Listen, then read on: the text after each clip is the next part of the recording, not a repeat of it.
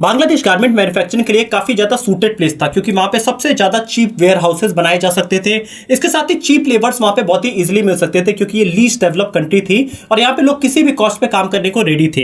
इसके साथ ही यहाँ पे इतनी बड़ी पॉपुलेशन थी कि वर्कर्स को हायर करना काफी ज्यादा ईजी था अगर कोई भी इंडस्ट्री सेटअप। आज की वीडियो काफी इंटरेस्टिंग होने वाली है। आज हम बात करने वाले हैं बांग्लादेश के बारे में। 1971 से लेकर 2023 के अंदर बांग्लादेश के अंदर क्या चेंजेस आई। 1971 के अंदर बांग्लादेश क्या था, जब पाकिस्तान से वो अलग हो चुका था तो 1971 के अंदर बांग्लादेश की क्या कंडीशन थी। आज 2023 हो चुका है और आज हम देखेंगे कि बांग्लादेश के अंदर कितनी चेंज आई, बांग्लादेश कितना आगे जा चुका है। तो चलिए वीडियो को स्टार्ट करते हैं, आपके साथ शेयर करते हैं इतने अरसे में बांग्लादेश ने क्या अचीव किया और क्या गवाया। वीडियो को देखते हैं।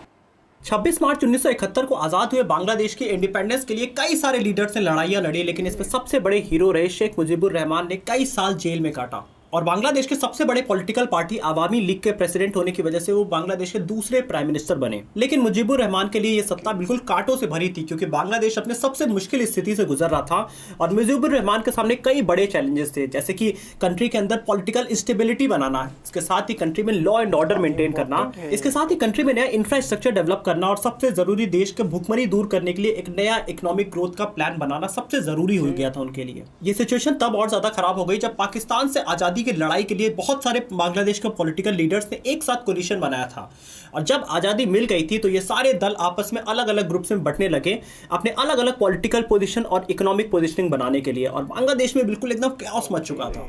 इस सिचुएशन को डील करने के लिए प्राइम मिनिस्टर मुजीबुर रहमान ने कई नई स्ट्रेटजीज लगाई। उन्होंने पॉलिटिकल पोजीशन पे उन्हीं लोगों को बैठाया जो कि उनके बिल्कुल लॉयलिस्ट हों या फिर उनकी आइडियोलॉजीज पे काफी ज्यादा बिलीव करते हो। लेकिन इंडिपेंडेंस के पहले जो भी क्वालिफाइड लोग थे उनको हटा दिया गया, जिस वजह से कंट्री के पॉलिटिक्स में पूरी तरीके से एक्सपर्टीज की कमी हो गई और गवर्नमेंट कोई भी डिसीजन लेती तो उन पॉलिसीज को पूरी तरीके से इंप्लीमेंट ही नहीं किया जा पा रहा था क्योंकि जो इंप्लीमेंटेशन कराने वाले लोग थे वो पूरी तरीके से बाहर हो चुके थे। मुजीबुर गवर्नमेंट ने सबसे पहला डिसीजन उन प्रॉपर्टीज और एसेट्स पे लिया जिससे पहले पाकिस्तानी एलिट्स ओन किया करते थे। गवर्नमेंट ने 700 से ज्यादा फर्म्स को नेशनलाइज कर दिया और उन्हें उन लोगों को दे दिया जो कि इनके पार्टी के बिल्कुल सपोर्टर्स हुआ करते थे या इनके लॉयलिस्ट हुआ करते थे, जिनके पास कोई भी एक्सपर्टीज उनको रन करने की नहीं थी। इस मूव से गवर्नमेंट एक सोशलिस्ट इकोनॉमिक सिस्टम क्रिएट कर रही थी जहां पे बैंकिंग, इंश्योरेंस और 92% से ज्यादा इंडस्ट्रीज पे पूरी तरीके से गवर्नमेंट का कंट्रोल हो गया। इसके साथ ही प्राइवेट सेक्टर्स पे कई सारे रूल्स और रेगुलेशन लगा दिया गया और फॉरेन इन्वेस्टमेंट तभी पॉसिबल हो सकता है जब गवर्नमेंट का इन्वॉल्वमेंट उस कंपनी के साथ हो। ये बिल्कुल वैसा ही था जैसे कि शुरुआती दिनों में भारत के इंडिपेंडेंस के बाद एक लाइसेंस राज भारत में हुआ करता था और हर चीजें गवर्नमेंट कंट्रोल किया करती थी इंडिया की। लेकिन इस लैक ऑफ एक्सपर्टीज वाली गवर्नमेंट का रिजल्ट बहुत ही जल्दी देखने को मिला। यहाँ पे इंडस्ट्रियल आउटपुट 66% से ज्यादा कम हो गया और इसके साथ ही एग्रीकल्चरल इकोनॉमी जिसमें बांग्लादेश पूरी तरीके से डिपेंड करता था वो 84% से ज्यादा फॉल कर गई। सिचुएशन 1974 में तब और ज्यादा खराब हो गई जब बांग्लादेश में हैवी फ्लड आया और उसके बाद एक बड़ी फैमिन का सामना करना पड़ा पूरे बांग्लादेश को। ऐसे कई सारे रिपोर्ट्स हैं जहां पे कहा जाता है कि 15 लाख से ज्यादा लोग बांग्लादेश में भूख की वजह से मारे गए। बांग्लादेश में इन्फ्लेशन 400% से ज्यादा बढ़ गया और इसके बाद वही हुआ जो कि हर कंट्री में इन्फ्लेशन के बाद होता है। कई जगह सामानों की होर्डिंग्स होने लगी, प्राइसेस की स्पेकुलेशन किए जाने लगे, इसके साथ ही ब्लैक मार्केट पूरी तरीके से बनना शुरू हो गया और करप्शन बांग्लादेश में बहुत ज्यादा हो चुका था। इन कई सारे फेलियर ने मुजीबुर गवर्नमेंट के खिलाफ लोगों में काफी सारा गुस्सा भर दिया और कई सारी पॉलिटिकल पार्टीज प्रोटेस्ट करना शुरू कर चुकी थी और यहाँ पे मुजीबुर गवर्नमेंट को दिखाई दे रहा था कि अब उनकी पॉलिटिकल पोजिशनिंग मार्केट में बिल्कुल खराब हो रही है, जिस वजह से उन्होंने पूरी तरीके से डिक्टेटर की तरह काम करना शुरू कर दिया और कंट्री में इमरजेंसी लगा दी गई और मुजीबुर रहमान ने प्राइम मिनिस्टर और प्रेसिडेंट दोनों की पोस्ट खुद ही होल्ड कर लिया। इसके साथ ही एक पैरामिलिट्री फोर्स बना के पॉलिटिकल पार्टीज को पूरी तरीके से क्रश किया जाना शुरू कर दिया गया। पॉलिटिकल पार्टीज को मार्केट में बैन कर दिया गया। इसके साथ ही इंडिपेंडेंट प्रेस के ऊपर भी बैन लगा दिया गया और पूरे कंट्री में मार्शल लॉ इंप्लीमेंट कर दिया गया। 1975 तक बांग्लादेश एक सिंगल पार्टी कंट्री बन चुकी थी। इसके साथ ही गवर्नमेंट का पूरी तरीके से अपने लोगों के ऊपर कंट्रोल हो चुका था। लेकिन ये सिचुएशन ज्यादा दिनों तक नहीं चला। शेख मुजीबुर और उनकी फैमिली की पूरी तरीके से हत्या कर दी गई 1975 के अगस्त में। इसके अगले 2 सालों तक बांग्लादेश में कई सारे पॉलिटिकल और मिलिट्री रायट्स होते रहे और 1977 में जनरल जियोर रहमान अगले मार्शल लॉ एडमिनिस्ट्रेटर बनते हैं बांग्लादेश के। इसके साथ ही उन्होंने बांग्लादेश नेशनलिस्ट पार्टी की भी स्थापना किया और कंट्री में कई सारे पॉलिटिकल चेंजेस किए, जिसमें सबसे बड़ा जो चेंज था वो था फॉरेन मनी कंट्री में लाना, क्योंकि कई सारी कंट्रीज और इंटरनेशनल इंस्टीट्यूशंस थे जो कि बांग्लादेश को सपोर्ट करना चाहते थे, जिस वजह से यहाँ पे फॉरेन इन्वेस्टमेंट में कई चेंजेस किए गए कंट्री के। और यहाँ कई कंट्रीज ये भी चाहती थी कि बांग्लादेश एक सोशलिस्ट नेशन से आगे निकल के ओपन इकोनॉमिक सिचुएशन की तरफ आगे बढ़े। मुजीबुर रहमान के समय 1972 में गवर्नमेंट ने सेल्फ डिसीजन लेके एक क्लोज इकोनॉमी बनाया था बांग्लादेश को, लेकिन अब 5 सालों के अंदर कंट्री को एक जरूरत बन गई थी कि वो इकोनॉमी को पूरी तरीके से ओपन करे, क्योंकि बांग्लादेश की सिचुएशन काफी ज्यादा खराब हो चुकी थी और उनको बाहर से इन्वेस्टमेंट की काफी ज्यादा जरूरत पड़ रही थी अब। और इसलिए गवर्नमेंट ने फॉरेन इन्वेस्टमेंट को अट्रैक्ट करने के लिए कंट्री में कई सारे चेंजेस किए, जैसे कि इन्वेस्टमेंट पर से रेस्ट्रिक्शंस हटा दिए गए, स्टॉक मार्केट को रीएक्टिवेट किया गया। इसके साथ ही गवर्नमेंट ने प्राइवेट कंपनीज से पूरी तरीके से अपना कंट्रोल खत्म कर दिया ताकि जो बाहर के इन्वेस्टर्स हैं वो पूरी तरीके से कंट्री में अट्रैक्ट हो सके। और इन पॉलिसी चेंजेस का बहुत ही जल्द रिजल्ट बांग्लादेश को देखने को भी मिला, क्योंकि उसी साल बांग्लादेश को $1 बिलियन की फंडिंग बाहर से मिली, जो कि उनकी पूरी इकोनॉमी के जीडीपी का करीब 8% था। तो अब धीरे धीरे इकोनॉमी पटरी पे आने लगी थी। और इसके बाद सबसे ज्यादा ध्यान दिया गया बांग्लादेश के एग्रीकल्चर के ऊपर, क्योंकि पूरी इकोनॉमी उसी पे डिपेंडेंट थी। और यहाँ पे कई सारे प्राइस रेस्ट्रिक्शन एग्रीकल्चर पे हटा दिए गए, जैसे कि फर्टिलाइजर्स अगर इंपोर्ट करना है या फिर इंडस्ट्रीज सेट करनी है तो वो पूरी तरीके से फ्री कर दिया गया लोगों को कि आप इजिली इंपोर्ट कर सकते हैं। 1983 में जनरल हुसैन मोहम्मद इरशाद पावर में आते हैं और कंट्री पे फिर से वो पकड़ बनाने की कोशिश करते हैं और वो भी एज ए डिक्टेटर काम करना शुरू करते हैं। यहाँ पे उन्होंने मुजीबुर रहमान की तरह सारे यूनियंस के ऊपर बैन लगा दिया, पॉलिटिकल पार्टीज के ऊपर बैन लगा दिया गया, कॉन्स्टिट्यूशन को डिसॉल्व कर दिया गया। इसके साथ ही मार्शल लॉ भी फिर से कंट्री में इंप्लीमेंट कर दिया गया। लेकिन इरशाद गवर्नमेंट ने एक सबसे अच्छा स्टेप लिया, उन्होंने इकोनॉमी पे ज्यादा फोकस किया। कंट्री ने यहाँ पे कई सारी कंट्रीज से भी सीखा कि क्या अब दूसरी कंट्रीज में चल रहा है। उन्होंने हांगकांग, सिंगापुर और साउथ कोरिया जैसी कंट्रीज को देख के ये सीखा कि किस तरीके से एक्सपोर्ट को बढ़ाया जा सकता है। और बांग्लादेश ने अपने साउथ ईस्ट पार्ट में एक एक्सपोर्ट प्रोसेसिंग जोन सेटअप किया, जहां पे कंपनीज टैक्स फ्री प्रोडक्शन कर सकती हैं और उन्हें दूसरी कंट्रीज में एक्सपोर्ट कर सकती हैं। इसके साथ ही इरशाद गवर्नमेंट ने एनजीओस पे भी फोकस किया। उन्होंने उन एनजीओस को फिर से जीवित किया जो कि पहले बंद हो चुके थे। यहाँ पे एनजीओस को गवर्नमेंट का सपोर्ट मिला और उनको एजुकेशन, फाइनेंस, हेल्थ केयर और फैमिली प्लानिंग से पूरी तरीके से जोड़ा गया ग्राउंड लेवल पे। उस समय बांग्लादेश की गवर्नमेंट काफी ज्यादा वीक थी और वो लोगों को नेसेसरी सर्विसेज भी नहीं प्रोवाइड कर सकते थे। और अगर गवर्नमेंट लोगों से टैक्सेस चार्ज करती तो वो पॉलिटिकली एक रिस्की टास्क हो सकता था।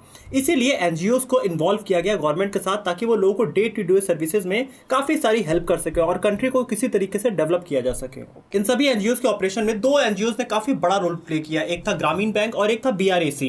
ग्रामीण बैंक को मोहम्मद यूनुस ने फाउंड किया था और ये लोगों को माइक्रो क्रेडिट प्रोवाइड किया करती थी। मतलब वो सिटीजन जो कि काफी ज्यादा पुअर हैं और वो अपना बिजनेस शुरू करना चाहते हैं तो उनको वो माइक्रो क्रेडिट दिया करती थी। इसके साथ ही बीआरएसी एनजीओ लोगों को पॉवर्टी दूर करने के रास्ते बता रही थी और लोगों को मेडिकल केयर प्रोवाइड कर रही थी। और इसके साथ ही वो फीमेल जो कि काफी ज्यादा इंप्रोवाइज सिचुएशन में है उनको एजुकेशन से जोड़ने का काम किया कर रही थी। इन एनजीओ के बड़े एफर्ट्स की वजह से समय के साथ कंट्री में पॉवर्टी घटी, प्रोडक्टिविटी बढ़ी और इसके साथ ही हेल्थ और एजुकेशन की फैसिलिटी कॉमन मैन तक लगातार पहुंचती गई। और 1990 तक अगर हम देखें तो टोटल बांग्लादेश में करीब 26,000 से ज्यादा एनजीओ काम कर रहे थे। इरशाद गवर्नमेंट लोगों पे ध्यान तो दे रही थी, लेकिन लोगों को चाहिए था कि एक डेमोक्रेटिक पार्टी कंट्री में रन करे। और इरशाद गवर्नमेंट पूरी तरीके से एक डिक्टेटर गवर्नमेंट थी, जिस वजह से प्रोटेस्ट लगातार बढ़ते जा रहे थे कंट्री में। और एक समय के बाद उनको पूरी तरीके से उनके पोजीशन से हटा दिया गया। इसके बाद एक डेमोक्रेटिक इलेक्शन होता है और बांग्लादेश नेशनलिस्ट पार्टी पावर में फिर से आती है, लेकिन उन्होंने भी इकोनॉमिक लिबरलाइजेशन को कहीं भी पीछे नहीं छोड़ा। बांग्लादेश को दिख रहा था कि फॉरेन करेंसी कंट्री में बहुत तेजी से आ सकती है, जिस वजह से उन्होंने कई और रूल्स में चेंजेस किए। उन्होंने करेंसी एक्सचेंज को काफी ज्यादा ईजी किया। इसके साथ ही उन्हें यह भी दिखाई दिया कि एमएनसीज भी कंट्री में आ रही हैं और वो लेबर्स को हायर करना चाहती हैं, जिस वजह से हायरिंग पॉलिसीज को भी कंट्री में काफी ज्यादा इजी किया ताकि वहां के लोकल लोग एमएनसीज में इजीली काम कर सकें। इसके साथ ही कंट्री में 7 नए एक्सपोर्ट जोन्स भी ओपन किए गए, लेकिन ये वो कंट्री थी जहां पे ना ही कोई नेचुरल रिसोर्सेज था, यहाँ के वर्कर्स अनस्किल्ड थे पूरी तरीके से और कंपनी के पास एक लिमिटेड कैपिटल था इन्वेस्टमेंट के लिए, तो ये क्या ही एक्सपोर्ट कर पाते। लेकिन बांग्लादेश ने अपने आसपास की इकोनॉमी से सीखना शुरू किया और उन्होंने कोरिया, चाइना, वियतनाम जैसी कंट्रीज को देखा और वहां पे उन्हें रियलाइज हुआ कि एक बड़ा गारमेंट इंडस्ट्री में गैप है और ये उसे फिलफिल कर सकते हैं। वहीं दूसरी तरफ अब सिचुएशन भी बांग्लादेश के हक में आ रही थी, क्योंकि यहाँ पे कई सारी बड़ी कंट्रीज थी जो कि गारमेंट्स मैन्युफैक्चर किया करती थी और उनको एक स्टिफ कंपटीशन का सामना करना पड़ रहा था एशियन कंट्रीज की तरफ से, जो कि अपने चीप गारमेंट्स बना के कंट्रीज में बेचा करती थी। तो इस कंपटीशन को कम करने के लिए डेवलप कंट्रीज ने हाई इंपोर्ट टैक्स लगाना शुरू कर दिया गारमेंट प्रोड्यूसिंग कंट्रीज के ऊपर, ताकि जब एशियन कंट्रीज से गारमेंट्स आ रहा है तो उसके प्रोडक्शन कॉस्ट काफी ज्यादा बढ़ जाए, जिस वजह से कंपटीशन मार्केट में काफी ज्यादा कम हो जाए। और यहीं पे बांग्लादेश के सामने एक बड़ी अपॉर्चुनिटी थी। अब साउथ कोरिया से जो भी गारमेंट्स बन के डेवलप कंट्रीज में जाते थे उनके ऊपर इंपोर्ट टैक्स काफी ज्यादा हो गया था, जिस वजह से मार्केट काफी खराब होता जा रहा था। और वहां की बड़ी कंपनी दाइवू ने बांग्लादेश की देश एलईडी नाम की कंपनी के साथ गारमेंट प्रोडक्शन बेस बांग्लादेश में बनाना शुरू किया। और बांग्लादेश एक लीस्ट डेवलप कंट्री थी, जिस वजह से उन्हें ड्यूटी फ्री ट्रेड का लाइसेंस भी मिल चुका था डेवलप कंट्रीज की तरफ से। बांग्लादेश गारमेंट मैन्युफैक्चरिंग के लिए काफी ज्यादा सूटेड प्लेस था, क्योंकि वहां पे सबसे ज्यादा चीप वेयर हाउसेज बनाए जा सकते थे। इसके साथ ही चीप लेबर्स वहां पे बहुत ही इजीली मिल सकते थे, क्योंकि ये लीस्ट डेवलप कंट्री थी और यहाँ पे लोग किसी भी कॉस्ट पे काम करने को रेडी थे। इसके साथ ही यहाँ पे इतनी बड़ी पॉपुलेशन थी कि वर्कर्स को हायर करना काफी ज्यादा ईजी था अगर कोई भी इंडस्ट्री सेटअप करना था। तो बांग्लादेश एक बेस्ट सूटेड नेशन की तरह डेवलप होना शुरू हो गया। इसके साथ ही बांग्लादेश अपने वुमेन इन्वॉल्वमेंट पे भी काफी ज्यादा ध्यान दे रहा था, क्योंकि जितने भी गारमेंट इंडस्ट्रीज बनती जा रही थी उसमें वुमेन इन्वॉल्वमेंट पे काफी फोकस किया गया और 90% से ज्यादा फीमेल्स को ही हायर किया जाता था। बांग्लादेश के गारमेंट का ग्रोथ को अगर हम 1990 से 2021 के बीच में देखें तो पहले वो $640 मिलियन का हुआ करता था और आज वो $34.2 बिलियन का हो चुका है। आज के डेट में बांग्लादेश चाइना के बाद दूसरा सबसे बड़ा गारमेंट मैन्युफैक्चरर बन चुका है पूरे दुनिया में। इसके साथ ही दूसरा पॉजिटिव चेंज बांग्लादेश के लिए यही हुआ कि 80s और 90s के टाइम में लेबर्स की काफी ज्यादा दुनिया में जरूरत पड़ी। बांग्लादेश में काफी ज्यादा चीप लेबर्स पाए जाते थे, जिस वजह से उन्हें गल्फ कंट्रीज में काफी ज्यादा बुलाया जाने लगा, जैसे कि सऊदी अरेबिया, यूएई। इसके साथ ही कई छोटे नेशंस में भी वो जाके पूरी दुनिया में काम करना शुरू कर दिए। इस वजह से अगर हम देखें कि जो रेवेन्यू जनरेट हो रहा था, बाहर से लोग पैसे कमा के अपने घरों पे भेज रहे थे, वो 1990s में करीब $778 मिलियन था और 2010 में वो $10.8 बिलियन पहुंच चुका था। और इस दो फ्रंट पे जब बांग्लादेश ग्रो करना शुरू किया तो बांग्लादेश की जीडीपी काफी ज्यादा तेजी से बढ़ती गई, क्योंकि वो गारमेंट सेक्शन में भी काफी अच्छा कर रहे थे और माइग्रेंट लेबर जो कि बाहर जाके काम कर रहे थे वो भी काफी ज्यादा रेमिटेंस मनी भेज रहे थे, जिस वजह से बांग्लादेश अपने ट्रेड डेफिसिट के सरप्लस में चली गई। और अब गवर्नमेंट के पास पैसे थे कि वो अपने पावर सेक्शंस में, इंफ्रास्ट्रक्चर में और ट्रांसपोर्टेशन में काफी सारे पैसे इन्वेस्ट करे। और यहाँ पे हम देखें तो ढाका से पूरी कंट्री को इजीली कनेक्ट करने की कोशिश की गई। वहां पे पद्म ब्रिज बनाया गया और बंग बंधु ब्रिज बनाया गया, जिस वजह से पूरी तरीके से बांग्लादेश को इजीली उनके राजधानी से कनेक्ट किया जा सके और लोग इजीली ट्रांसपोर्ट एक जगह से दूसरी जगह कर सकें। यहाँ पे कनेक्टिविटी पे काफी ज्यादा गवर्नमेंट ने फोकस कर दिया। अगर हम 1990 से 2020 के बीच में देखें तो बांग्लादेश का एवरेज जीडीपी ग्रोथ करीब 5.6% था, जिस वजह से उन्होंने इंडिया और पाकिस्तान जैसी बड़ी कंट्रीज को भी जीडीपी पर कैपिटा में काफी ज्यादा पीछे छोड़ दिया। आज बांग्लादेश की मोस्टली इकोनॉमी अपने गारमेंट बिजनेस पे ही ज्यादा डिपेंडेंट है। उनका 10% जो इकोनॉमी है वो गारमेंट से ही प्रोडक्शन करके हुआ करता है। इसके साथ ही 81% से ज्यादा जो ट्रेड है बांग्लादेश का वो गारमेंट मैन्युफैक्चरिंग से ही हुआ करता है। और इस गारमेंट इंडस्ट्री की डेवलपमेंट की वजह से जो ये लीस्ट डेवलप कंट्रीज में से आया करता था, ये 2026 में इनसे ये टैग पूरी तरीके से चला जाएगा और ये डेवलप कंट्रीज के जोन में आना शुरू हो जाएंगे। लेकिन जो गारमेंट मैन्युफैक्चरिंग इनकी सबसे स्ट्रॉन्ग पॉइंट है वो इनका एक सबसे वीक पॉइंट भी हो सकता है, क्योंकि ये एक ही इंडस्ट्री पे सबसे ज्यादा डिपेंडेंट है। जैसा कि हमने कोविड के टाइम में भी देखा था कि पूरी तरीके से वर्ल्ड ट्रेड रुक गया था, तो यहाँ पे पूरी तरीके से इनकी इंडस्ट्री काफी ज्यादा हैम्पर हुई थी, क्योंकि ये एक ही चीजों पे काफी ज्यादा डिपेंडेंट है। अगर आने वाले टाइम में गारमेंट इंडस्ट्री पे कोई बड़ा प्रॉब्लम आती है तो उसका सबसे बड़ा नुकसान बांग्लादेश को होगा, क्योंकि इनकी मोस्टली इकोनॉमी इसी पे डिपेंडेंट है। तो एक चीज पे डिपेंड होना किसी भी कंट्री के लिए सही नहीं है। इसके साथ ही बांग्लादेश कई और सारे चैलेंजेस फेस कर रहा है। यहाँ पे अर्बनाइजेशन काफी तेजी से बढ़ता जा रहा है, लोग गांव को छोड़ के शहरों की तरफ आते जा रहे हैं। अगर हम देखें तो पिछले 30 सालों में बांग्लादेश में करीब 4.5 करोड़ लोगों ने अपने गांव को छोड़ के शहरों की तरफ शिफ्ट हुए हैं, जिसके लिए इनको काफी सारे हॉस्पिटल्स, घर, एजुकेशन फैसिलिटीज और इन चीजों की काफी जरूरत है, जो कि बांग्लादेश में अभी कहीं दूर दूर तक नहीं दिखाई देती है इंटरनली। इसके साथ ही ऐसा आगे का ट्रेंड है कि करीब 4.5 करोड़ और लोग अगले 2050 तक बांग्लादेश में अर्बन सिटीज की तरफ मूव करेंगे, जिनके लिए एक बड़ा इंफ्रास्ट्रक्चर की बांग्लादेश में काफी जरूरत है और इन चीजों में अभी बांग्लादेश काफी पीछे है। दूसरा जो बड़ा चैलेंज बांग्लादेश के सामने है कि इनका 75% से ज्यादा जो कंट्री है वो पूरी तरीके से सी लेवल के नीचे है। तो कभी एक बड़ा फ्लड या कुछ ऐसा सिचुएशन आया तो बांग्लादेश को काफी ज्यादा इससे बुरी स्थिति का सामना करना पड़ सकता है। इसके साथ ही जो इनकी मेजर पॉपुलेशन है वो एग्रीकल्चर पे भी डिपेंडेंट है, तो अगर एक बड़ा फ्लड आता है तो आज भी बांग्लादेश पूरी तरीके से एक मुश्किल सिचुएशन में आ जाएगी। तो ये सब कुछ सॉल्व किया जा सकता है, लेकिन इसके लिए एक प्रॉपर प्लानिंग की बहुत जरूरत है और वो करप्शन फ्री भी होना चाहिए, जो कि बांग्लादेश में आज नहीं है। इन सब प्रॉब्लम्स के साथ बांग्लादेश के सामने जो सबसे बड़ी प्रॉब्लम है वो है इनका पॉलिटिकल सिस्टम, क्योंकि इनका पॉलिटिकल सिस्टम काफी ज्यादा वीक है। अगर हम 1971 से ही देखें तो गवर्नमेंट इंस्टीट्यूशन काफी ज्यादा वीक है, मिलिट्रीज का डायरेक्ट इन्वॉल्वमेंट है पूरी तरीके से पॉलिटिक्स के ऊपर। इसके साथ ही जो लीडर्स हैं वो हमेशा पावर को अपने पास ग्रैब करने की कोशिश करते हैं। कोई भी लीडर आता है वो डिक्टेटर बनने की कोशिश करता है बांग्लादेश में, वो डेमोक्रेसी को हटा देता है। कितने सारे हमने लीडर्स के बारे में बात किया, वो हमेशा डेमोक्रेसी को हटा के आर्बिट्रेरी गवर्नमेंट चलाने की कोशिश करते हैं। अगर आज की हम बांग्लादेश की प्राइम मिनिस्टर को देखें तो वह है शेख हसीना। इनके फादर शेख मुजीबुर रहमान थे, उनको और उनकी फैमिली को पूरी तरीके से मार दिया गया था जब वो प्राइम मिनिस्टर हुआ करते थे, और ये उनकी बेटी थी जो कि बाहर पढ़ा करती थी, इसलिए सर्वाइव कर गई।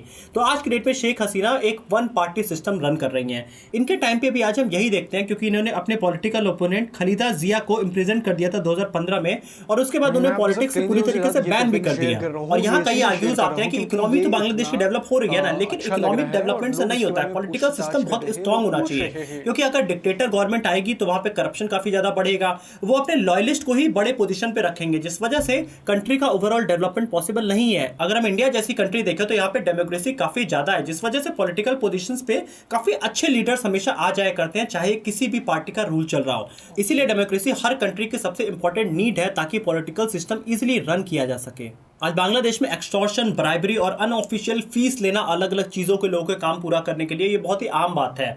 और अगर हम करप्शन में देखें तो बांग्लादेश काफ़ी ज़्यादा नीचे स्टैंड किया करता है, वो सिर्फ अफगानिस्तान के ही ऊपर स्टैंड आपको करता दिखाई देगा। तो बांग्लादेश को ज़रूरत है कि वो करप्शन फ्री कंट्री अगर बनाए तो काफ़ी तेज़ी से वर्ल्ड इकोनॉमी में आगे जा सकती है। लेकिन हम ये भी नहीं भूल सकते कि वो कंट्री जिसे पूरी तरीके से खत्म मान लिया गया था 1971 के बाद, उस कंट्री ने 50 सालों में पूरी तरीके से अपने सिटीजन्स के साथ मिलकर वर्ल्ड में स्टैंड करने की कोशिश किया है और इंडिया जैसी कंट्रीज को उन्होंने पर कैपिटा में बीट किया है। ये एक बहुत बड़ी सक्सेस है किसी भी कंट्री के लिए, तो इसके लिए तो हमें बांग्लादेश को जरूर अप्रिशिएट करना चाहिए। आपको वीडियो कैसी लगी आप कमेंट ऑप्शन में जरूर लिख के बताइएगा। वीडियो अच्छी लगी तो वीडियो को लाइक करिएगा, चैनल को सब्सक्राइब करिएगा और बेल आइकन प्रेस कर सकते हैं आप। वीडियो आप लोगों ने देखने के लिए इंटरेस्टिंग लगी होगी। इस टाइम पे बांग्लादेश की हिस्ट्री की बात करें तो बांग्लादेश की हिस्ट्री या बांग्लादेश की कंडीशन या बांग्लादेश की इकोनॉमी के ऊपर बात करें तो यार बहुत आगे जा चुका है इस टाइम पे बांग्लादेश। 1971 में बांग्लादेश वो बांग्लादेश है जिसके पास खाने के लिए पैसे और खाने के लिए रोटी नहीं थी। आज वही बांग्लादेश पाकिस्तान को मदद कर रहे हैं। पिछले साल बांग्लादेश पाकिस्तान को एड दे रहा था, पाकिस्तान को सैलाब के टाइम पे पैसे और चावल दे रहा था। आज वही बांग्लादेश दुनिया भर में आगे जा चुका है। आज वो बांग्लादेश जो है इंडिया को भी पीछे छोड़ चुका है। वो बांग्लादेश जो 1971 में अपने लिए भी खाना नहीं ला सकता था, आज वो दुनिया में लोगों को हेल्प आउट कर रहे हैं। क्यों कर रहा है? बांग्लादेश की स्ट्रेटेजी,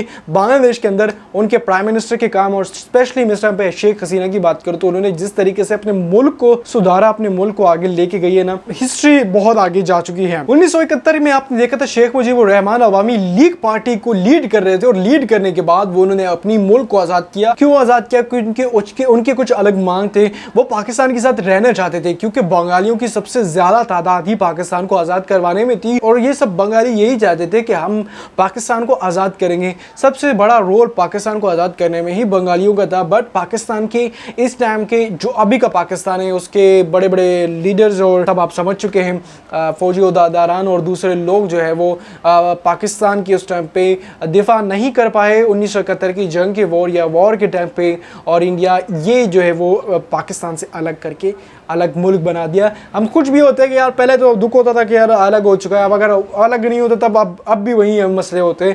चलो उन्होंने अपना मुल्क अलग तो कर लिया, वो तो खुश तो है ना, हमसे अलग होके उन्होंने अपने कंट्री को अगर अलग मुकाम पे पहुंचा दिया। हम तो वही के वही 200 साल पहले पीछे हो चुके हैं। सो अगर वीडियो अच्छी लगी है तो वीडियो को लाइक करें, शेयर करें, चैनल को लाजमी सब्सक्राइब करें। मिलते हैं नेक्स्ट वीडियो के अंदर।